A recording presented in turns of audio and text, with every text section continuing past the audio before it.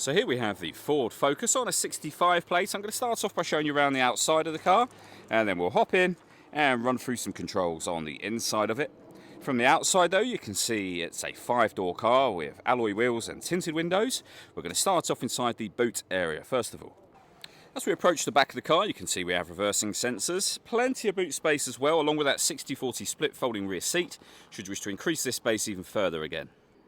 Okay, so we're just going to work our way back around to the front of the car, and then we'll hop in and run through some controls on the inside of it from there.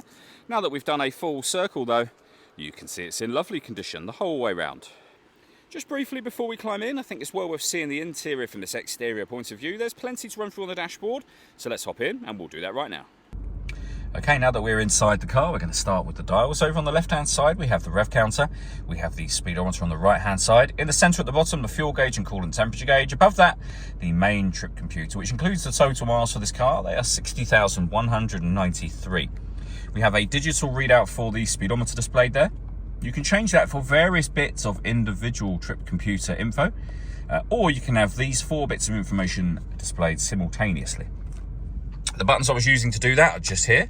We have cruise control and speed limiter, stereo and phone controls. Then over into the centre, the main touchscreen for the car, which is where, amongst other things, you'll pair up your phone for the car. Just follow instructions on screen from there.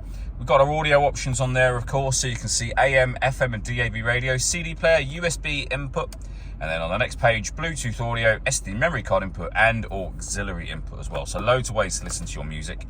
We have, of course, got satellite navigation. Really nice, clear colour display. Very easy system to use. And lastly, up here, you can also have your climate control settings shown. We have physical controls for this further down the console, which we'll come to in a moment. We have the CD player, the main volume for the stereo, and then those climate control settings. So you can adjust the passenger temperature, driver temperature. You can increase and decrease the fan speed. You can determine what direction you'd like the air to be distributed in. Air conditioning is on at the minute, so that's off. Back on again. Or you can hit auto. The car will now maintain the temperatures you've asked for by taking control of the fan speed, which you can hear it doing, and the direction of the air for you. You can manually override auto whenever you wish to and put it back on your own settings. With a heated rear screen and a proper heated front screen as well.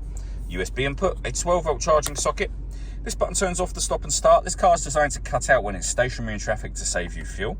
The system's off when that light shows, and we have our 6-speed manual gearbox. All that leaves me to say is thank you for taking the time to watch this video. If you'd like to come and see the car in person and have a test drive, please feel free to give us a call here at Surrey Specialist Cars. We'd love to hear from you soon.